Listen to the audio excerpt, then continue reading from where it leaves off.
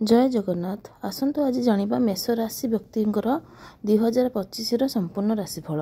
यही मेष राशिफल 2025 माध्यम आम जानिबा कि वर्ष 2025 मेष राशि लोकंकर स्वास्थ्य, शिक्षा, व्यवसाय, चाकरी, विवाह, वैवाहिक जीवन, गृहस्थी इत्यादि किपरि रहिबो। ग्रह गोचर उपरे आधार करी आमे आपनंको किछि उपाय कहिबो जहाको आपणकर सब समस्या एवं चिंता दूर करिपरिबे।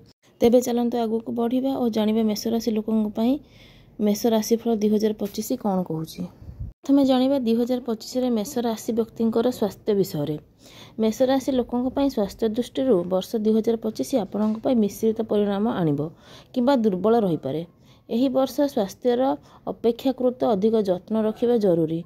वर्षर आरंभରୁ मार्च पर्यंत शनि आपणकर लाभ घरे रहिबे, किंतु शनिंकर तृतीय दृष्टि कुंडलीर प्रथम घर उपरे रहिबो।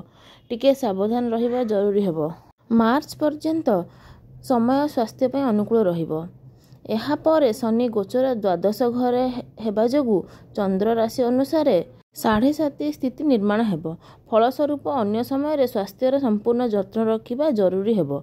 यथा संभव चिंतारू मुक्ति रही भल निदरे शोइबाकू चेष्टा करंतु। शारीरिक परिश्रम मध्य निजर स्वास्थ्य अनुसार करिले स्वास्थ्य भल रहिबो। वर्तमान चलंतु जानिबा 2025 रे मेष राशि व्यक्तिंकर शिक्षा उपरे कोन प्रभाव पकेइबो। मेष राशि लोकंक पई शिक्षा दृष्टि एही वर्ष 2025 भल रहिबो। जदि आपणकर स्वास्थ्य संपूर्ण भल रुहे और आपण मन देई पढ़ंती तेबे परिणाम आहुरी भल हेबो।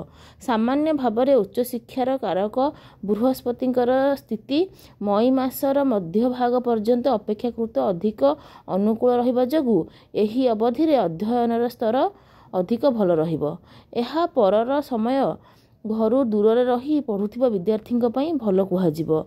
टूरिज्म एवं मास कम्युनिकेशन उपरे जो विद्यार्थी माने शिक्षा नउछंती सेमानंकर शिक्षा रे बहुत भल परिणाम प्राप्त हेबो, किंतु अन्य विद्यार्थींक अपेक्षाकृत अधिक परिश्रम करिया पई तांको पड़िबो।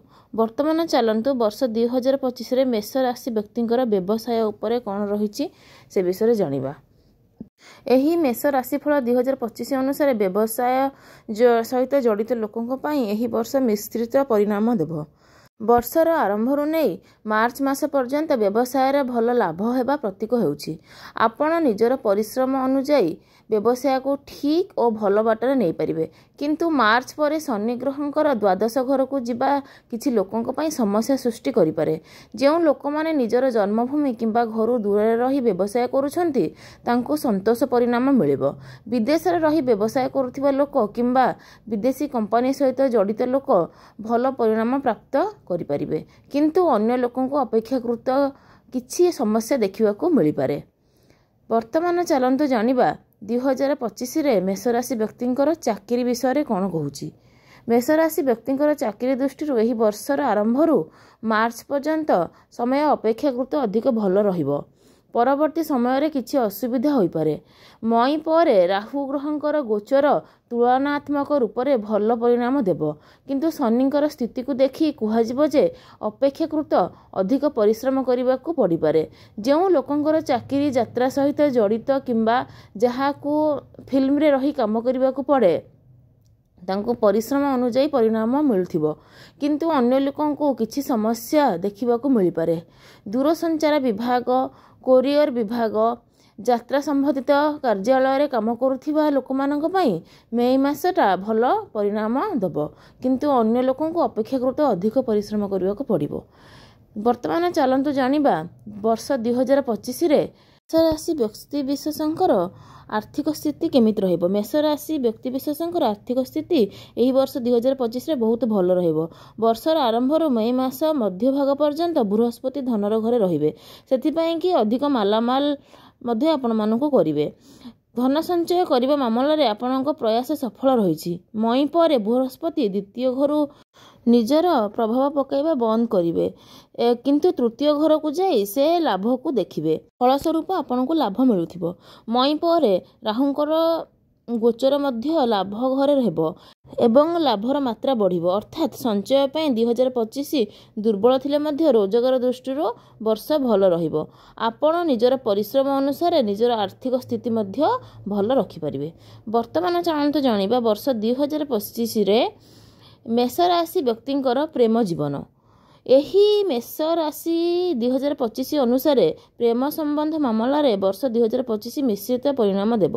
ବର୍ଷର ଆରମ୍ଭରୁ ନେଇ ମାର୍ଚ୍ଚ ମାସ ପର୍ଯ୍ୟନ୍ତ ପଞ୍ଚମ ଘର ଉପରେ ଶନି ଗ୍ରହଙ୍କର ଦୃଷ୍ଟି ପ୍ରକୃତ ପ୍ରେମ କରୁଥିବା ଲୋକଙ୍କ କ୍ଷତି କରିବ ନାହିଁ, କିନ୍ତୁ ଅନ୍ୟ ଲୋକଙ୍କର କିଛି ସମସ୍ୟା ଦେଖିବାକୁ ମିଳିପାରେ।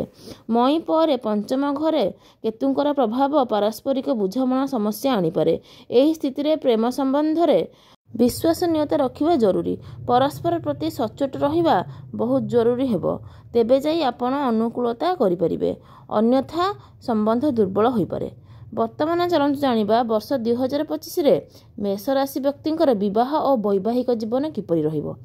ମେଷ ରାଶି ଲୋକ ଯେଉଁମାନେ ବିବାହ ବୟସରେ ହୋଇଗଲେଣି ଏବଂ ବିବାହ ପାଇଁ ଇଚ୍ଛା କରୁଛନ୍ତି, ଏହି ବର୍ଷ ଏହି ମାମଲାରେ ଆପଣଙ୍କର ସାହାଯ୍ୟ କରିବ। ବର୍ଷର ଆରମ୍ଭରୁ ନେଇ ମଇ ମାସର ମଧ୍ୟଭାଗ ପର୍ଯ୍ୟନ୍ତ ବୃହସ୍ପତି ପାରିବାରିକ ଲୋକଙ୍କ ସଂଖ୍ୟାରେ ବୃଦ୍ଧି କରିବେ। ଏହି ସ୍ଥିତିରେ ବିବାହର ଯୋଗ ତିଆରି ହୋଇଛି। ମଇ ମଧ୍ୟଭାଗ ପରେ ବୃହସ୍ପତି ପଞ୍ଚମ ଦୃଷ୍ଟିରୁ ସପ୍ତମ ଘରକୁ ଦେଖି ବିବାହ ଯୋଗ ତିଆରି କରିବେ। ବୈବାହିକ ଜୀବନ ବିଷୟରେ କହିଲେ ଏହି ବର୍ଷ ବହୁତ ଭଲ ପରିଣାମ ଦେବ। ମେଷ ରାଶିଫଳ 2025 ଅନୁସାରେ ଆପଣଙ୍କର ଦାମ୍ପତ୍ୟ ଜୀବନ ସୁଖମୟ ରହିବ। ବର୍ତ୍ତମାନ ଚାଲନ୍ତୁ ଜାଣିବା ବର୍ଷ 2025ରେ ମେଷ ରାଶି ବ୍ୟକ୍ତିଙ୍କର ପାରିବାରିକ ଜୀବନ ଏବଂ ଗୃହସ୍ଥ ଜୀବନ କିପରି କଟିବ। ମେଷ ରାଶି ଲୋକଙ୍କ ପାଇଁ ପାରିବାରିକ ମାମଲାରେ 2025 ମିଶ୍ରିତ ପରିଣାମ ଦେବ। ମେଷ ରାଶିଫଳ 2025 ଅନୁସାରେ ବର୍ଷର ଆରମ୍ଭ ଆପଣଙ୍କୁ ବହୁତ ଭଲ ପ୍ରତୀକ ହୋଇଛି। ବର୍ଷର ଦ୍ୱିତୀୟ ଭାଗରେ କିଛି ପାରିବାରିକ ସଦସ୍ୟଙ୍କ ମଧ୍ୟରେ ବୁଝାମଣାର ଅଭାବ ଦେଖାଯାଇପାରେ। ଏହି ବିବାଦ ପଛର କାରଣ କେଉଁ ଜଣେ ସଦସ୍ୟଙ୍କ ଅଯଥା ଜିଦ୍ଦି ହୋଇପାରେ। ଅଯଥା ଜିଦ୍ଦି ଓ ବିବାଦରୁ ବଞ୍ଚନ୍ତୁ, ତେବେ ପରିଣାମ ଭଲ ରହିବ। ଗୃହସ୍ଥ ସମ୍ବନ୍ଧୀ ମାମଲାରେ ଏହି ବର୍ଷ ମିଶ୍ରିତ ପରିଣାମ ଦେଇପାରେ। ଆପଣ ନିଜର ପରିଶ୍ରମ ଅନୁଯାୟୀ ଗୃହସ୍ଥିକୁ ସଜାଡ଼ିବାରେ ଲାଗିବେ। କୌଣସି ବଡ଼ ଖରାପ ଯୋଗ ନାହିଁ। ଆପଣଙ୍କ ନିଷ୍ଠା ଓ ପାରିବାରିକ ସଦସ୍ୟଙ୍କ ମିଳିତ ପ୍ରୟାସ ଯୋଗୁଁ ଗୃହସ୍ଥ ଜୀବନ ଭଲରେ କଟିବ। ବର୍ତ୍ତମାନ ଚାଲନ୍ତୁ ଜାଣିବା ବର୍ଷ 2025ରେ ମେଷ ରାଶି ବ୍ୟକ୍ତିଙ୍କର ଭୂମି ଭବନ ଓ ଯାନ ସୁଖ। ମେଷ ରାଶି ଲୋକଙ୍କୁ ଭୂମି ଓ ଭବନ ସମ୍ବନ୍ଧିତ ମାମଲାରେ 2025 ଏଭାରେଜ ପରିଣାମ ଦେବ।